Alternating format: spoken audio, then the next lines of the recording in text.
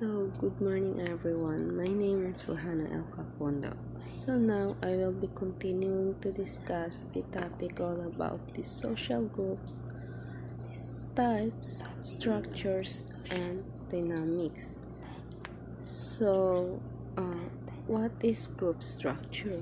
So, group structure refers to the arrangement or interrelation of all part of a whole.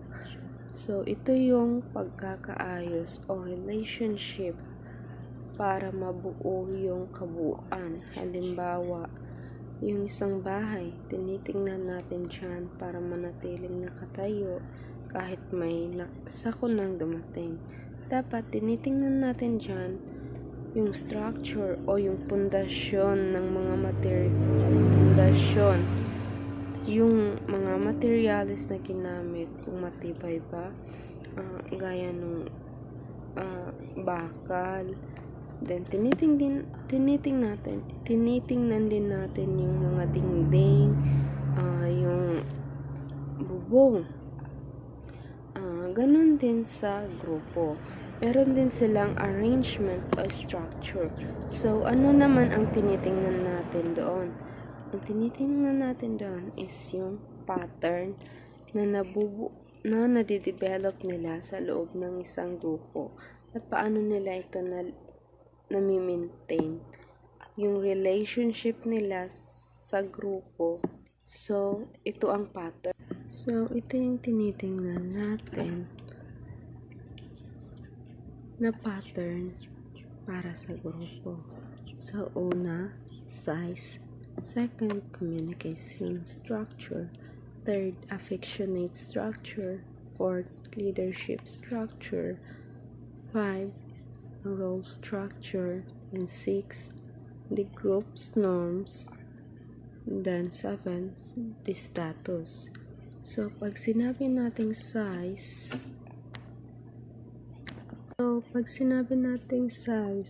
this refers to the number of the people in the group. The smaller the size, is the easier for the worker to observe the dynamic of their behavior. And second, communication.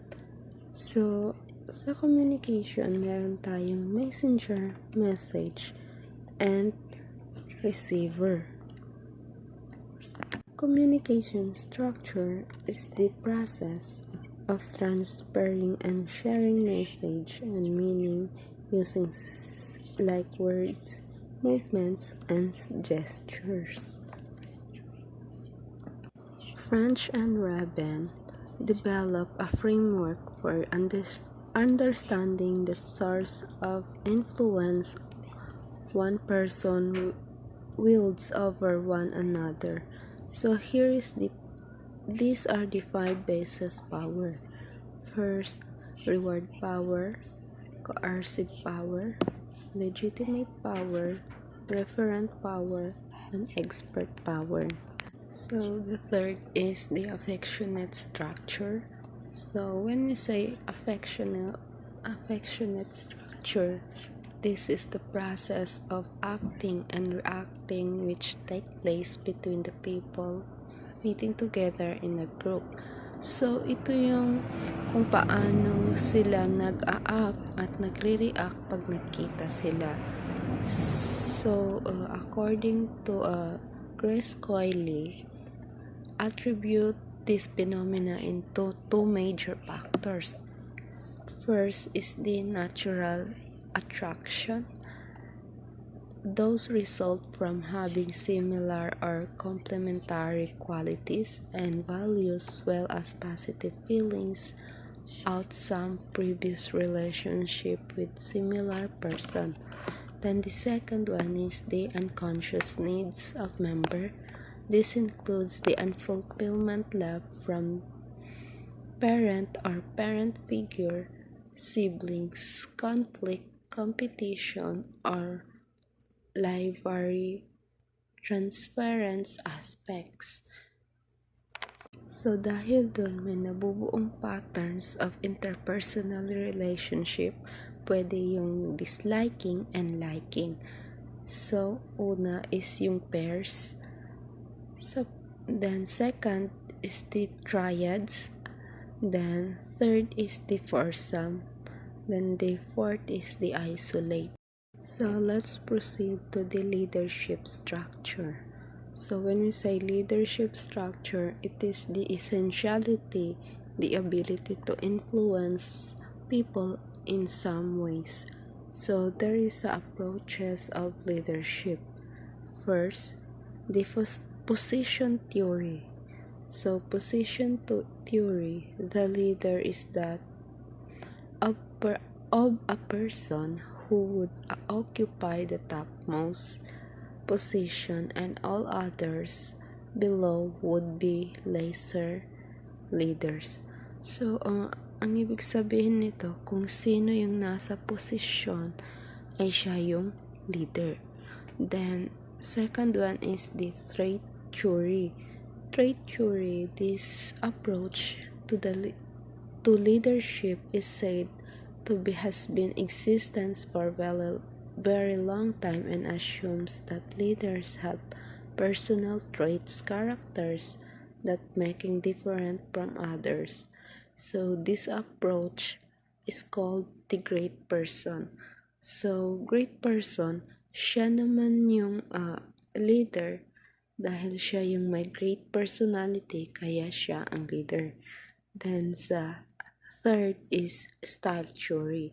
So style theory based on the style on how he influences. So kung paano siya maka-i-impluwensya or kung paano siya mag-lead.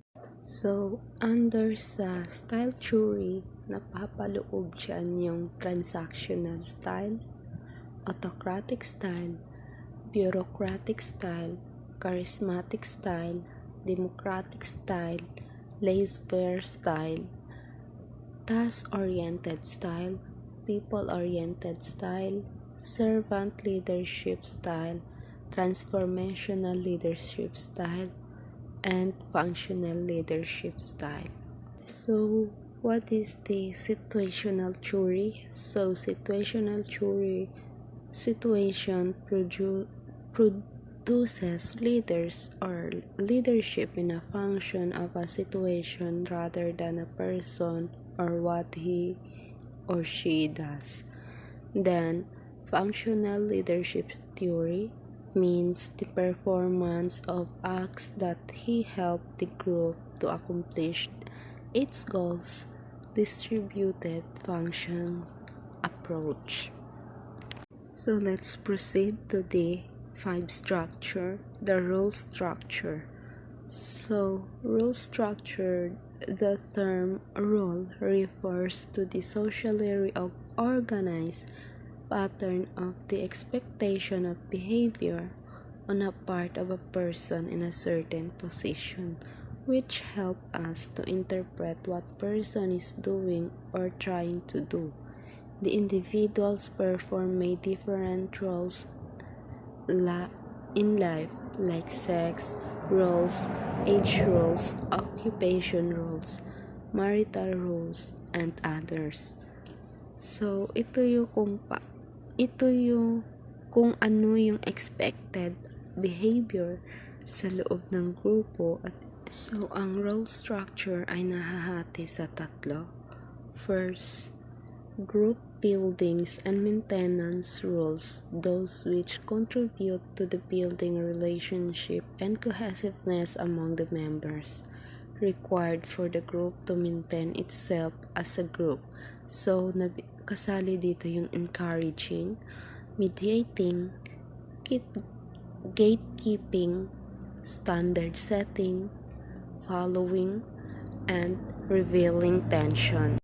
Then, pangalawa, group task rules, those which help the group to do to its work, required for the locomotion of the group towards its goals. So, kasali naman dito yung initiating, information seeking, information giving, opinion giving, clarifying, elaborating, coordinating, orienting, and testing. So, ang pangatlo is non-functional rules emanating from self-centered behavior. So, ito yung mga negative rules na nanggagaling sa self-centered behavior ng isang individual. Let's proceed now to the group norms. So, group norms is the process of interaction, norms or rules, and standard of behavior emerge in a group. So, according to Napier and Gershenfield, written rules example are code of ethics, formal written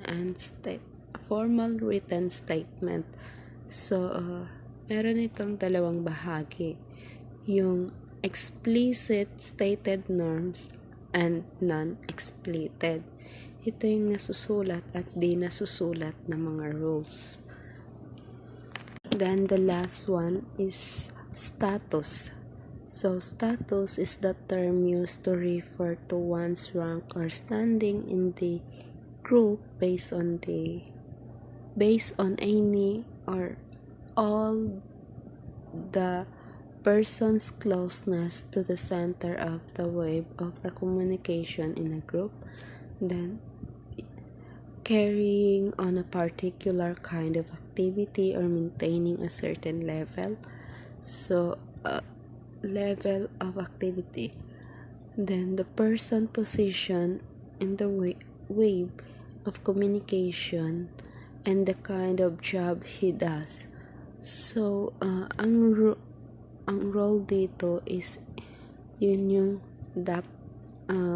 expected na gawin. Then